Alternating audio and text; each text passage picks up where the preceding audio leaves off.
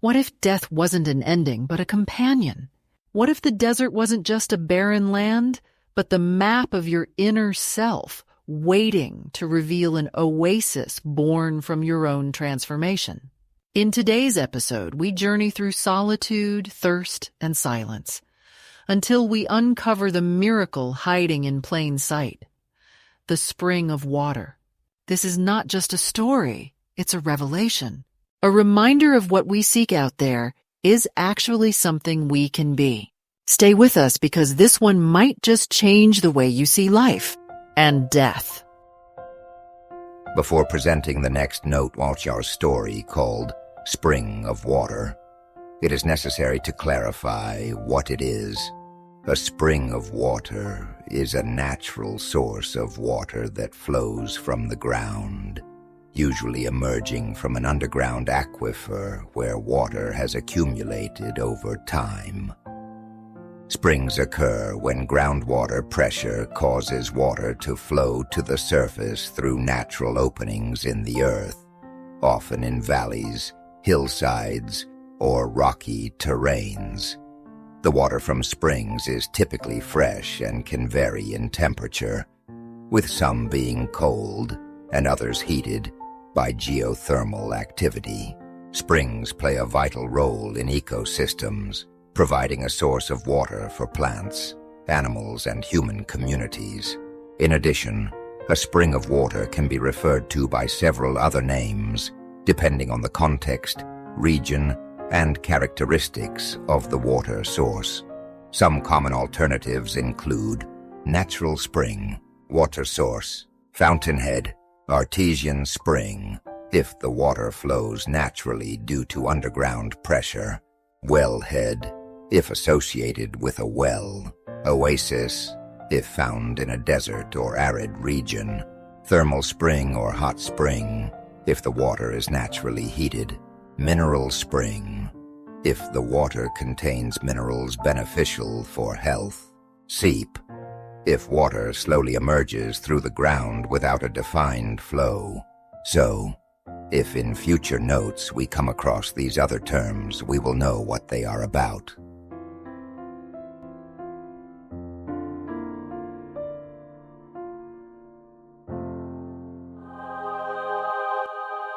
When the fog descended, silence settled over the village after the discovery of old Billy's departure. His notes were left stacked, serving as entertainment for the locals who chose to share them with others.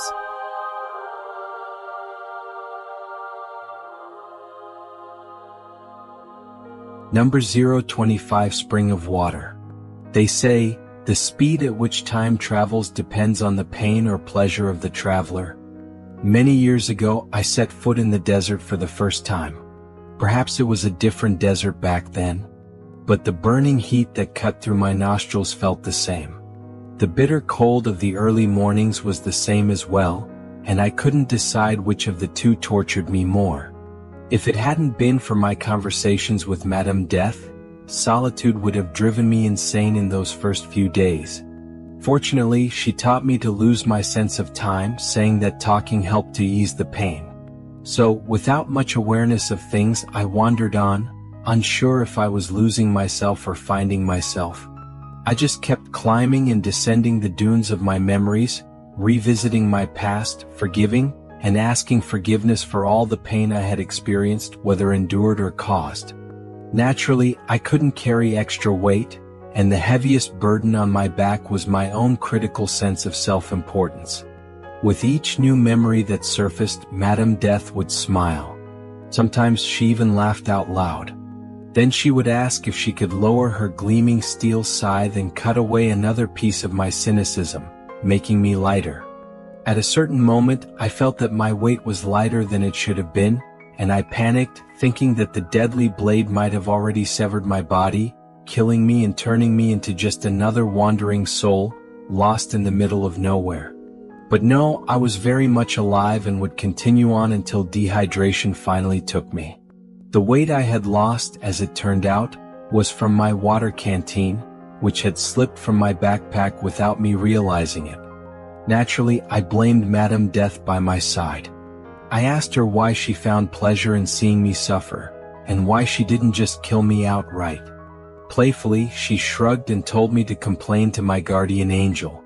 She said she had seen the canteen fall but that it wasn't her job to babysit me. Besides, half a liter of water wouldn't guarantee survival in the desert anyway. Soon enough, I'd be forced to pray for a miracle. I looked deep into her skeletal eyes and saw that she was telling the truth. It would be pointless to go back for half a liter of water and use it to soothe the extra thirst caused by retracing my steps.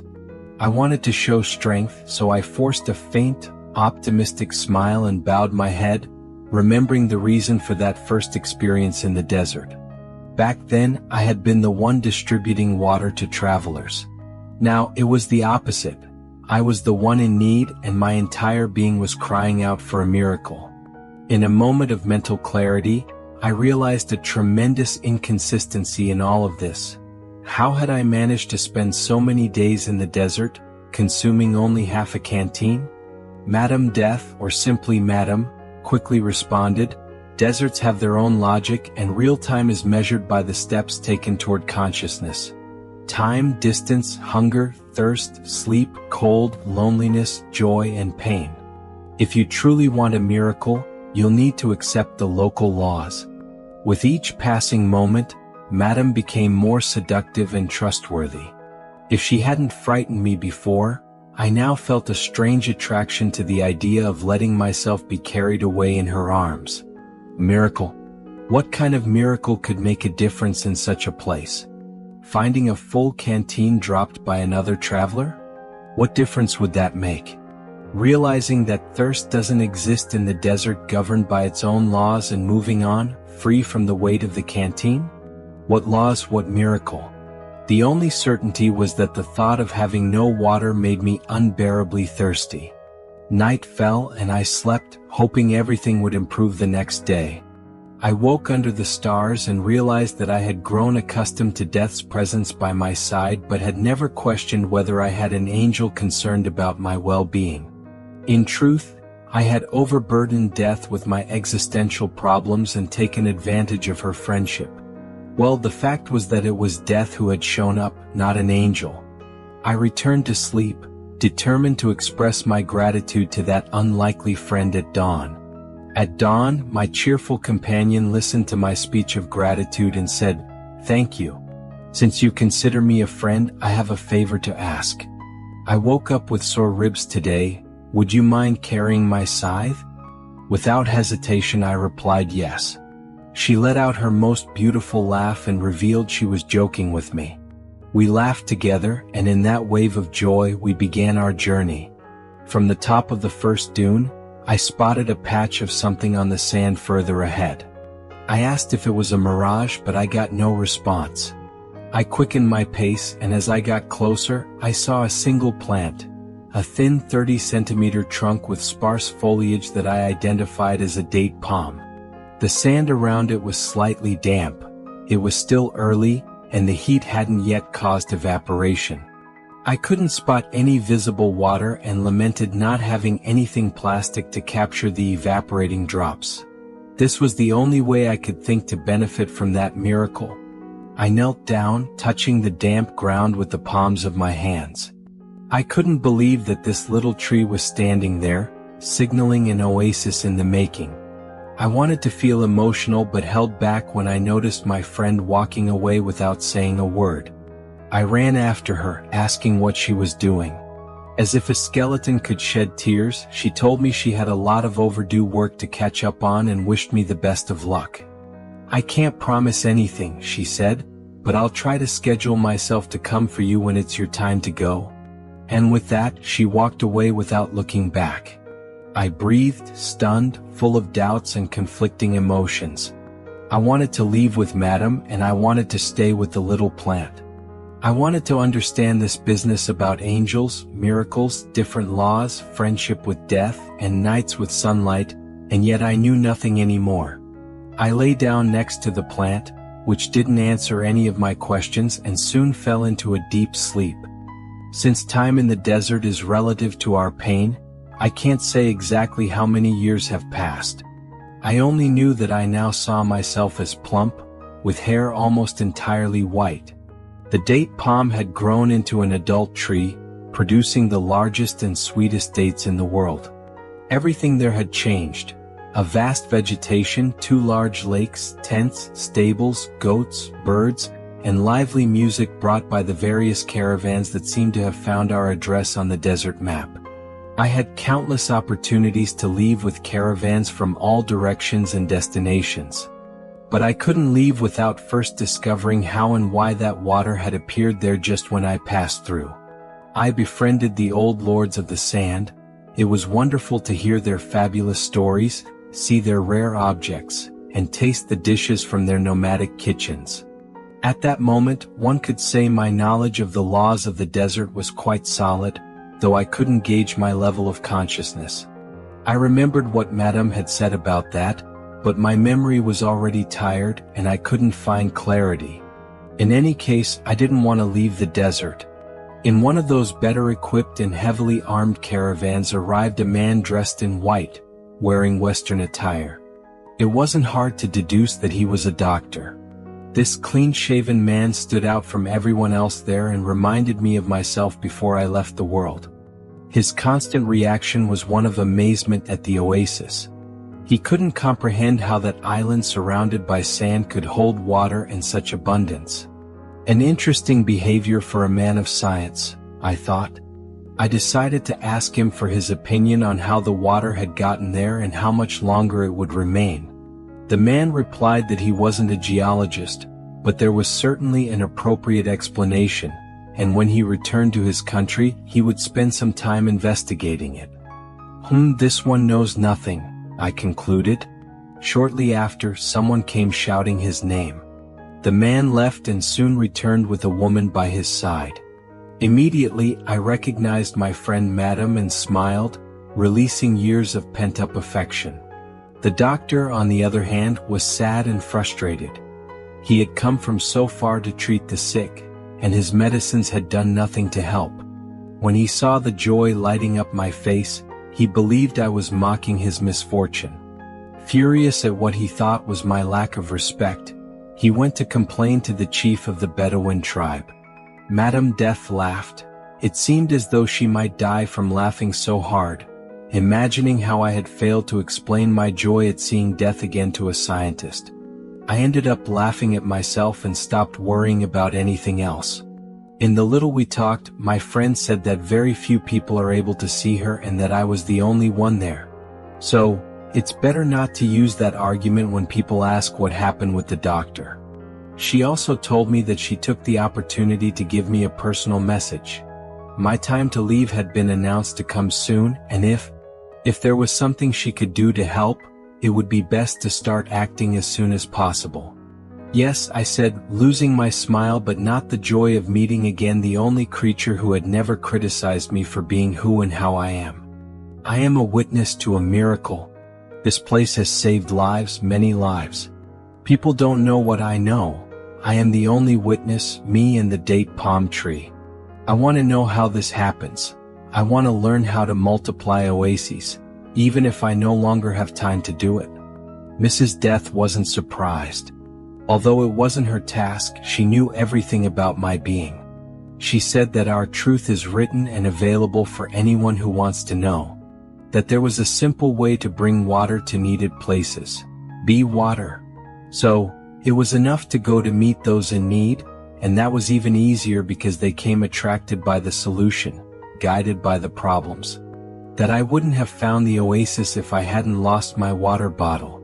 So, I asked if anyone had transformed into water to meet my needs, and the answer was yes, and this changed the date of your departure.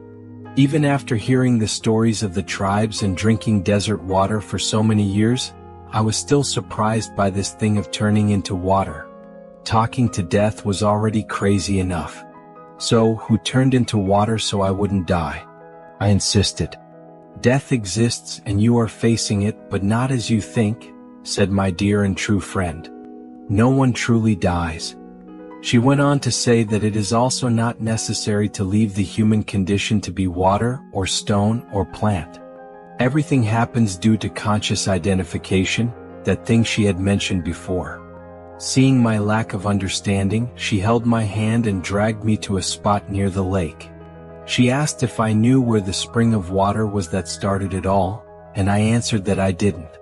Once again, she dragged me to the place near the date palm tree and asked, "Do you remember where you put your hands when we got here?" I then repeated the gesture while she said, "Your body and the desert body are the same as the planet's body. There is nothing you can't be." I felt that ground again as if reliving the first kiss. But I still didn't know who had transformed into that spring of water, which, by the way, I hadn't found yet. Who transformed into the first water you drank? There's no such thing the way you're formatting it in your mind. We are all one, and we have the highest and most legitimate interest in the well-being of all.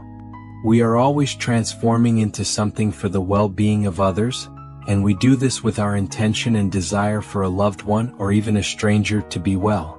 There's no reason to accept limits or difficulties. Deserts are not torture fields. The desert is fertile, and the proof is here. It can be water, food, medicine, transport, communication, and whatever else. It can be whatever. The law of the desert turns a problem into a solution. I kept silent, apologized for what I was about to say, and then asked, "Why did that traveler die?" That's when Madam nearly killed me, because I just told you that death doesn't exist. He continues life, transforms, frees himself from all burdens, and only carries his inner gold, the thing with which he identifies. You are water, and each one expands in their own way. I felt an unusual tiredness. I wanted to stop everything and lie down. At the same time, I didn't want to separate from death. She understood and said she also had to rush through her things. We said goodbye in that mix of joy and sadness. I lay down already knowing I would wake up in the middle of the night. And it couldn't be any other way. As if awakened by an owl, I ran toward the main lake with the intention of feeling every inch beneath its water until I found the spring of water.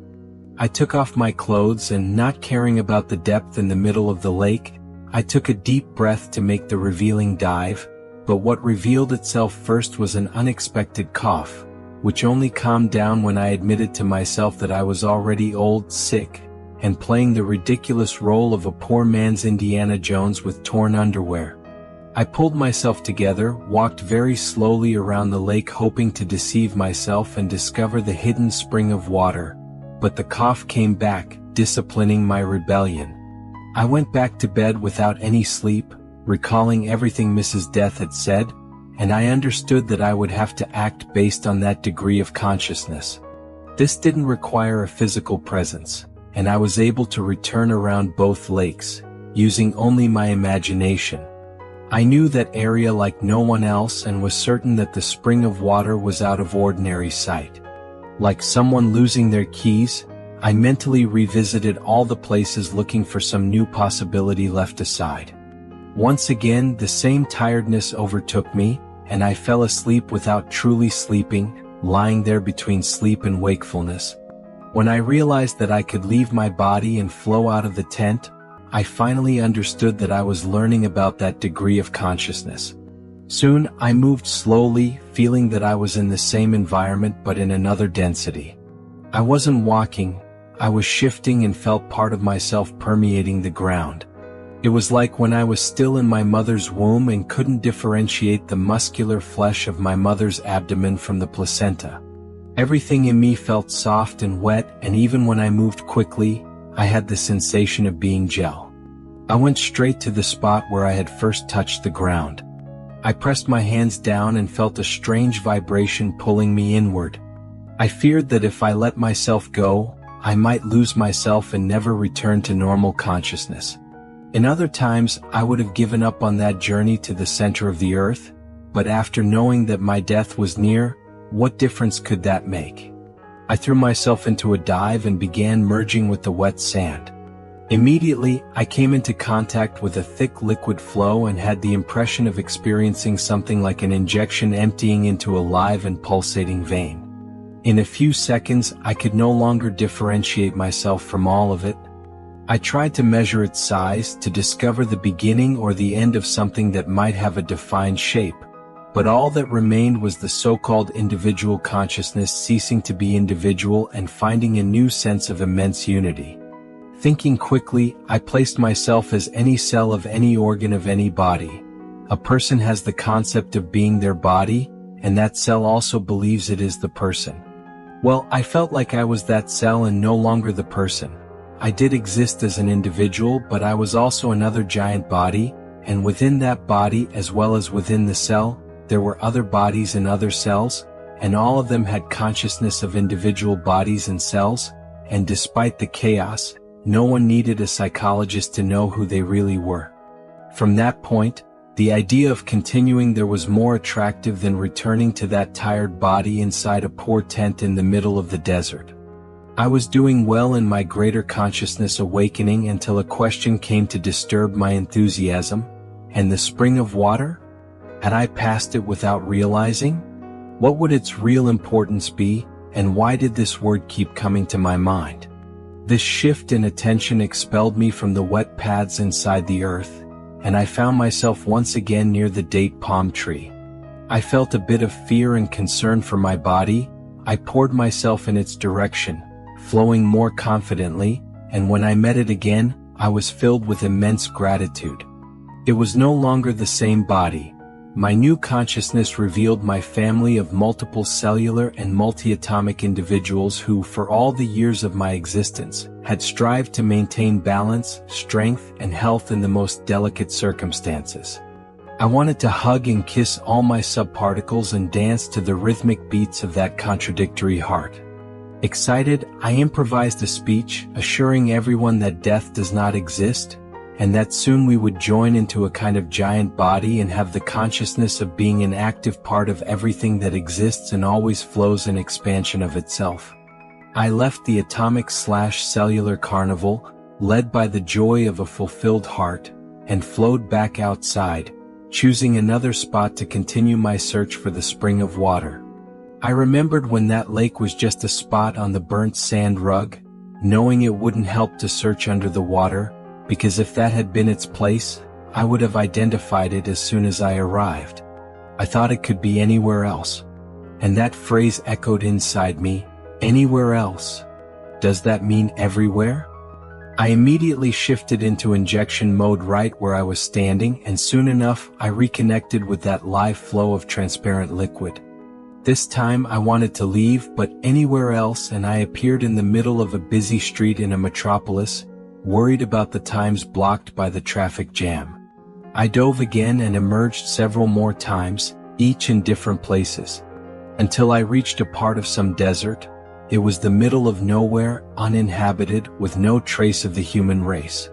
The same silence broken by the wind, which whimsically sculpts volumes and moves them from one side to the other in a gallery of unique dunes.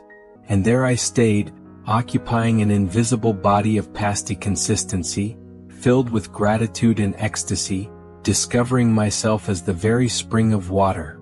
Once incorporated into the giant of water, every being can become the spring of water whenever and wherever it suits them. Each and all can be an oasis for the simple joy of participating in the expansion of the giant. This solves many issues within my small consciousness. It clarifies and revolutionizes by obeying the desert's laws, liberates and eradicates poverty. With this, political forces are altered and all places become oases. It's enough to be the spring of water that releases the natural resources of life. It no longer matters who opened the spring of water of that oasis. He or she did it because that is life that continues, and if only one tree benefited from it, it would have been worth the effort. After receiving so much, it was time to give, share, and multiply. And the angel? He works a lot. He has double duty because he enjoys what he does. Recently, he was caught by the crack of one of the tents while, between shifts, he was hanging his cloud wings and stripping off his virile body to dress himself as a very thin woman, sharpening his steel scythe in preparation to cheer up the solitude of those who were tired of the narrow limits of human consciousness. Oh, blessed be my beloved friend, Madam. Yes, yes, yes. What a surprise. Ops. Sorry. Yes. Madame Death is actually a guardian angel. It makes perfect sense. Sensational. Wonderful. Just the way the greater life would do it. Fair and well-deserved. I've never been afraid of death, and now I'm convinced that old Billy isn't crazy. And if he is, then he's crazy in great company. The way he wrote, saying almost without saying, isn't it brilliant? Wonderful. Listen, I'm going to read it to you again. And the angel? He works a lot. He has double duty because he enjoys what he does. Recently, he was caught by the crack of one of the tents while, between shifts, he was hanging his cloud wings and stripping off his virile body to dress himself as a very thin woman, sharpening his steel scythe in preparation to cheer up the solitude of those who were tired of the narrow limits of human consciousness. Oh, blessed be my beloved friend, Madam. The angel, beloved Madam. Can you imagine the scene? Catching the guardian angel switching uniforms to pull double shifts as Mrs. Death? Seeing the wings beside the scythe right before your eyes? What an incredible closing. It's okay, Ivy. Those are just metal plates. It's fine. We all like the way old Billy closed this story. After all, during the passage, we learned to love that female skeleton, and it feels much more comforting now that we see her as a guardian angel, if you know what I mean. So, Dr. Ada, whenever you recover from your laughter, feel free to present your analysis of the the spring water story. Ha, ha, ha. It's not every day that we can look at death with joy, is it? This is a beautifully crafted allegorical narrative that explores themes of transformation, self-discovery, and the cyclical nature of existence. Here are some key takeaways from the analysis. Themes and symbolism. 1. Death as a companion and teacher. The character Madame Death is not a fearsome force but rather a companion, guiding the narrator through self-exploration. She serves as a metaphor for shedding burdens, letting go of ego, and embracing the unknown. 2. The desert as a metaphor for life's trials. The harsh conditions of the desert symbolize the struggles we face in life: loneliness, pain, hunger, and thirst. These challenges shape the protagonist's journey toward enlightenment. 3. The water and oasis as symbols of spiritual awakening. The search for water parallels the human quest for meaning, connection, and sustenance, both physical and spiritual. The transformation of the barren desert into a thriving oasis suggests that miracles arise from within, and that sustenance is created through internal change. 4. Time and perception. The idea that time moves according to pain or pleasure suggests that suffering lengthens perception, whereas moments of deep realization and acceptance allow time to flow differently. 5. The concept of identity and unity. The story moves from a personal journey to a collective realization that all things are interconnected. The narrator experiences a dissolution of individual self, realizing that identity expands beyond the personal into the collective consciousness of existence. Narrative structure. The story follows a cyclical pattern, beginning with the narrator's suffering and isolation, progressing through revelation and transformation, and concluding with a return to the desert in a new form of consciousness. The character arc evolves from a lost wanderer to someone who understands the laws of the desert, then to someone who ultimately dissolves into a universal existence. Writing style. Lyrical and philosophical. The prose is poetic and filled with deep existential reflections, blending storytelling with introspection, surreal and dreamlike. The narrative has a mystical quality, blurring the boundaries between reality and metaphor. First-person perspective. This immerses the reader in the protagonist's personal journey, making the transformation feel intimate and profound. Interpretation. The narrator's journey can be seen as a metaphor for enlightenment, learning to let go, embracing suffering as part of growth, and eventually transcending personal identity. The lesson of being water suggests the importance of adaptability, generosity, and fluidity in life. The oasis symbolizes the power of inner transformation to create external change. Final thoughts. This story is a rich meditation on life, death, and transformation. It invites readers to reflect on their own burdens, their search for meaning, and the ways in which suffering and loss can lead to profound discoveries. The ending suggests that true understanding comes from merging with the world rather than resisting it.